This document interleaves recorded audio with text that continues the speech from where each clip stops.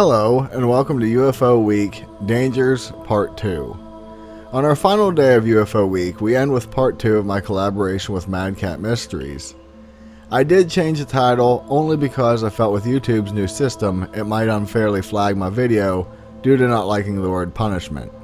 Sorry if this caused any confusion.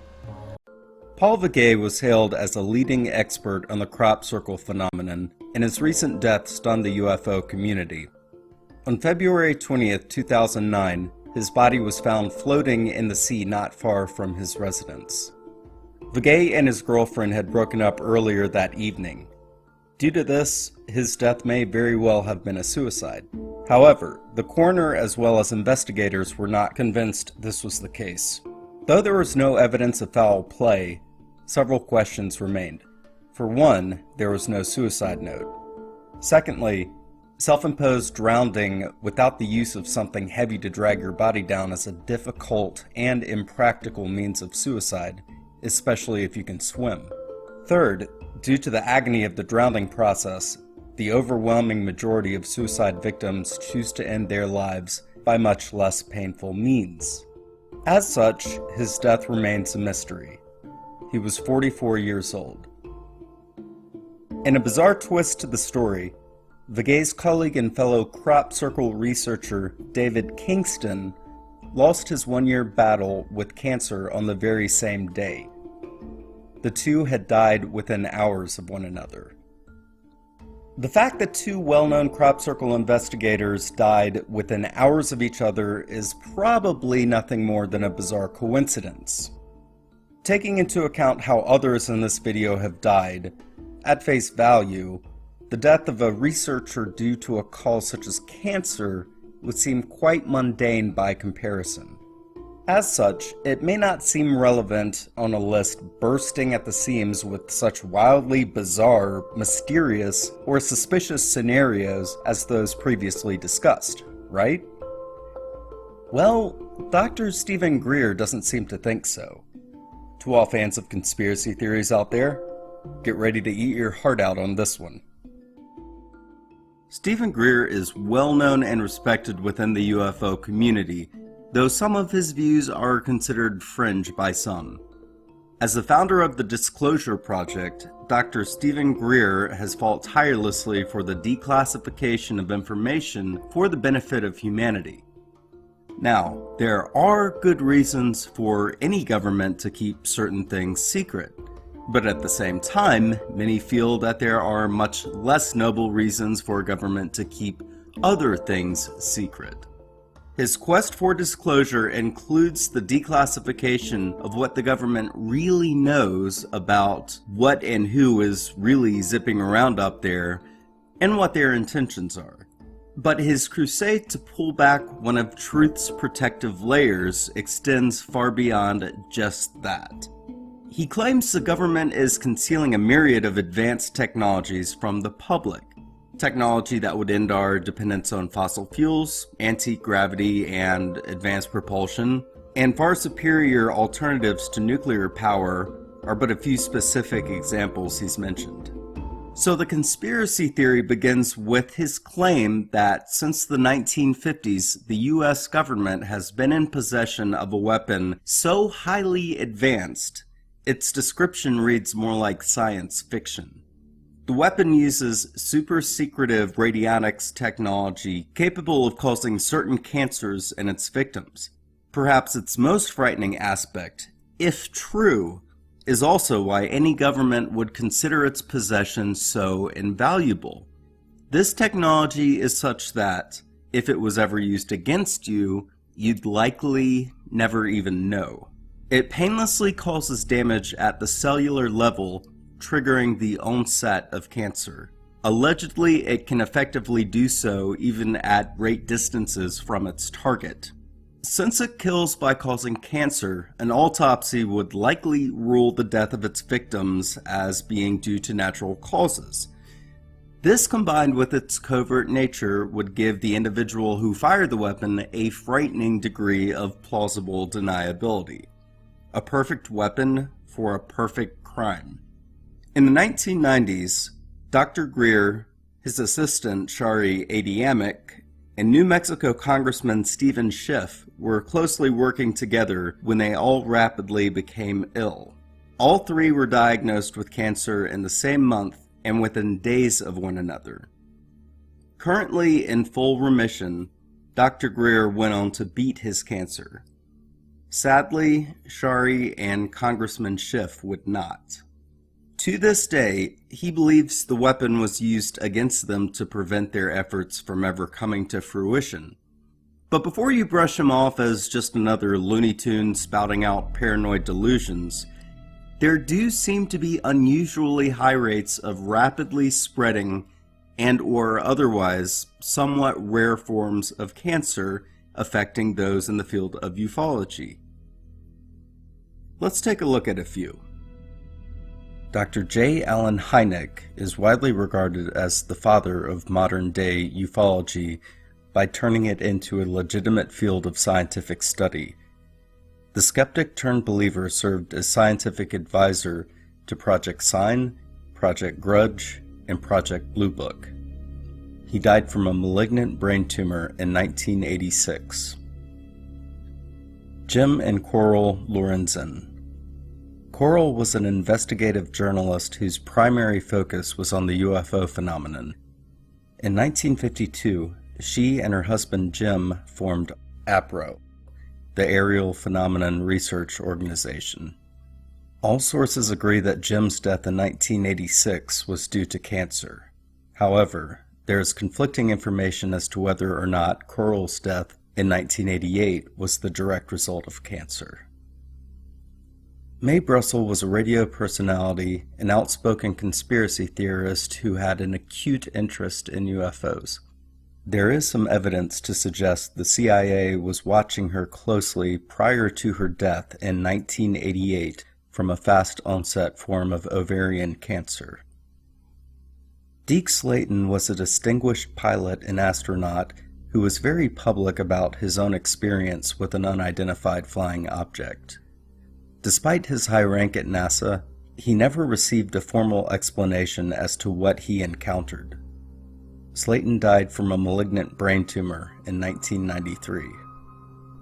Ann Livingston was an abductee and MUFON investigator. In 1993, Livingston published an article entitled Electronic Harassment and Alien Abductions in MUFON Journal's November publication. Shortly after, in 1999, she died from a fast-acting and aggressive form of ovarian cancer. Dr. Carla Turner was another famous abductee. She published several controversial books on the abduction phenomenon and was a regular speaker at UFO conferences. After being threatened for her work, she quickly succumbed to a particularly virulent form of breast cancer. She lost her brief battle with cancer in 1996. As referenced earlier, two of Dr. Greer's close friends and colleagues lost their lives to cancer. His assistant, Sherry Adiamic, was diagnosed with a fast-acting form of breast cancer, and Congressman Stephen Schiff was diagnosed with squamous cell skin cancer. Both died in 1998. Stanley Fulham was a retired NORAD officer and intelligence agent for NATO turned whistleblower. He claimed that information was telepathically shared with him and allegedly predicted several mass UFO sightings, among other things. Fulham died in 2010 after a brief bout with pancreatic cancer. Filip Coppens was a renowned author, radio host, and speaker on a myriad of fringe topics. He was a major proponent of the ancient astronaut theory and appeared on numerous documentaries on the topic. Coppens died from angiosarcoma in 2012 at the age of 41. His sudden death occurred shortly after he was diagnosed with this rare and fast-acting form of cancer. Lloyd Pye was best known for his association with the mysterious Starchild skull. He acted as its caretaker and had it analyzed with the most cutting-edge scientific methods, such as DNA analysis. Though hotly debated in the scientific community, The skull is believed by many to be hard evidence of an alien-human hybrid. In 2013, Pye lost his bout with a rare form of lymphoma. The list of UFO researchers who had such cancers is quite lengthy, and the names mentioned only represent a small fraction of the researchers who died in this manner. Bob Lazar. Many people in this video have had the misfortune of their lives coming to a short end, but with this man, we find that there can be worse things than death. Around 1989, a man named Robert or Bob Scott Lazar contacted a television station in Las Vegas with a claim that was truly out of this world. In his interview, he stated that he worked at a hidden military base in California simply known as S4. The purpose of the base was to reverse engineer alien technology under the project codename Galileo. Bob went into great detail of how captured UFOs worked, including reference to their fuel source known as ununpentium, or element 115. Mr. Lazar was deemed a whistleblower and given quite a bit of attention, that is, until the government found a way to shut him up. Not long after the interview, people such as George Knapp, an investigative reporter, started to look into Bob's history and claims. Oddly, or should I say coincidentally enough, his birth records, education records, and even job records were mysteriously absent. You may think that this just means he made a false identity, and that could certainly be the case, had the government not been a little sloppy.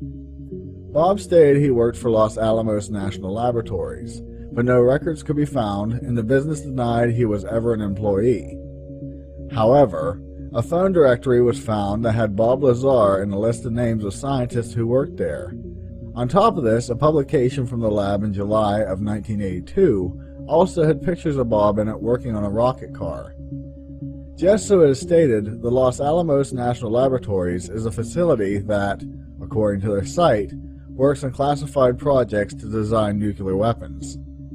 After the cover-up, it was stated that Bob's employment history was that of a photo processor, and basically had taken a few night classes for his education.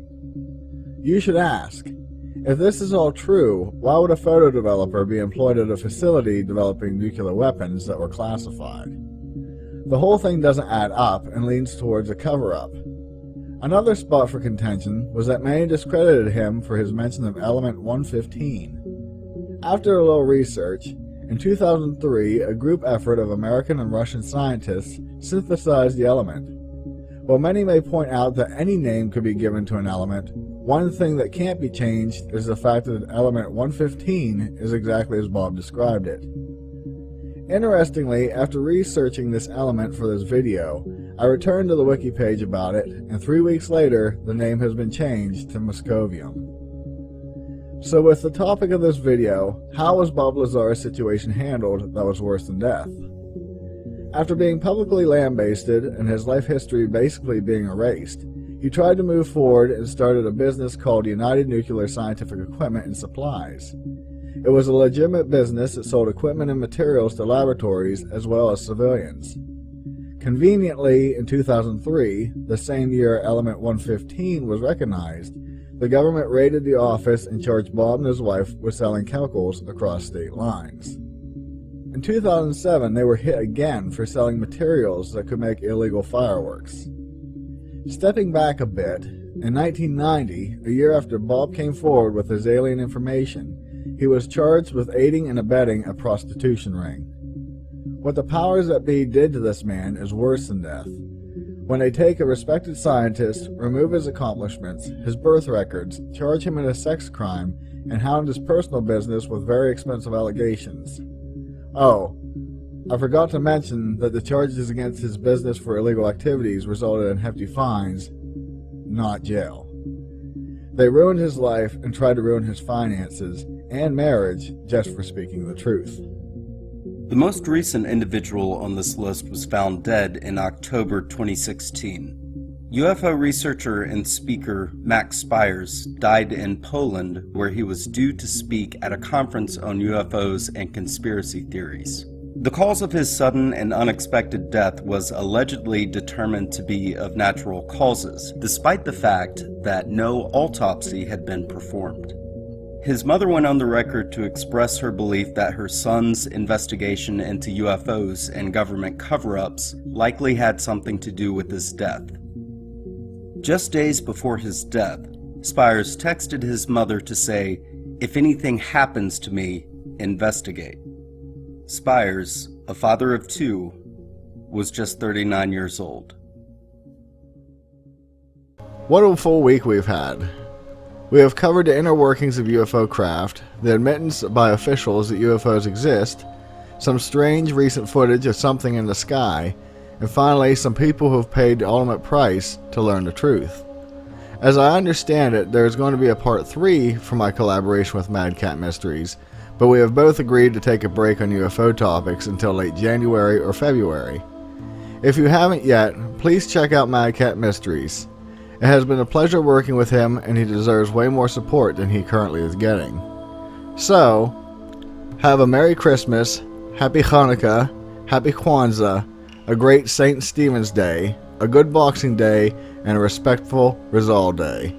If I missed your holiday, I apologize and wish you and your family the best in the coming year. With that, be safe, and I'll see you next year. Later.